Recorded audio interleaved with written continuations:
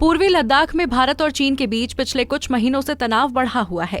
सीमा विवाद को लेकर जारी गतिरोध को कम करने के लिए दोनों देशों में 7 बार कोर कमांडर स्तर की वार्ता भी हो चुकी है। इसके अलावा भारत और चीन के विदेश मंत्रियों में तनाव कम करने के लिए उठाए जाने वाले कदमों पर सहमति भी बनी है, लेकिन अभी तक जमीनी स्तर पर इसका असर होता नहीं दिखा है।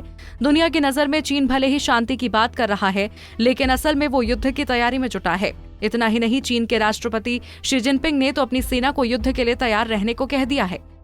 CNN की रिपोर्ट में समाचार एजेंसी सिन्हुआ के हवाले से कहा गया है कि चीनी राष्ट्रपति शी जिनपिंग ने मंगलवार को गुआंगडोंग के दक्षिणी प्रांत में एक सैन्य अड्डे का दौरा किया, जहां उन्होंने सेना को युद्ध के लिए तैयार करने को कहा। रिपोर्ट के मुताबिक Xi Jinping Shenzhen special economic zone की 40वीं वर्षगांठ के मौके पर भाषण देने के लिए चीन के राज्य गुआंगडोंग पहुंचे थे। चीन की अर्थव्यवस्था को दुनिया की दूसरी सबसे बड़ी अर्थव्यवस्था बनाने में इसका बड़ा योगदान रहा है।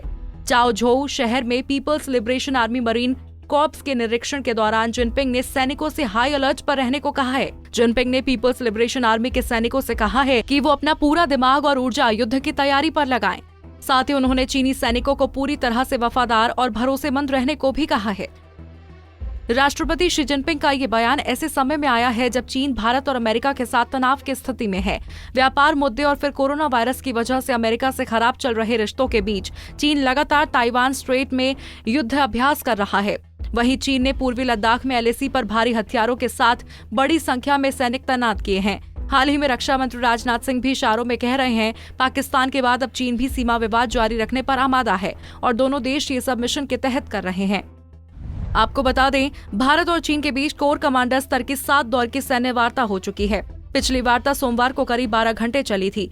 भारत ने स्पष्ट कहा था कि चीन को विवाद के सभी बिंदुओं से अपने सैनिकों को जल्द और पूरी तरह वापस बुला लेना चाहिए, जिसमें पूर्वी लद्दाख में सभी क्षेत्रों में अप्रैल से पहले ही यथास्थिति बहाल हो सके।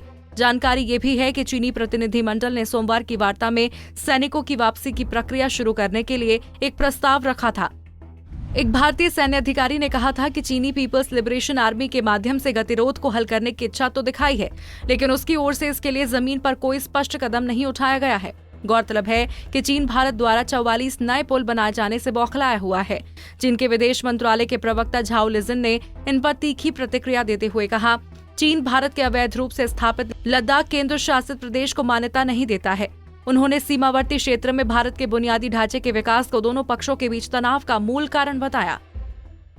हमसे जुड़े रहने के लिए हमारे YouTube चैनल को सब्सक्राइब करें और नई वीडियो की नोटिफिकेशन के लिए बेल आइकॉन को दबाएं। अगर आप ये वीडियो Facebook पर देख रहे हैं तो लाइक जरूर करें और ज्यादा से ज्यादा शेयर करें। धन्यवाद।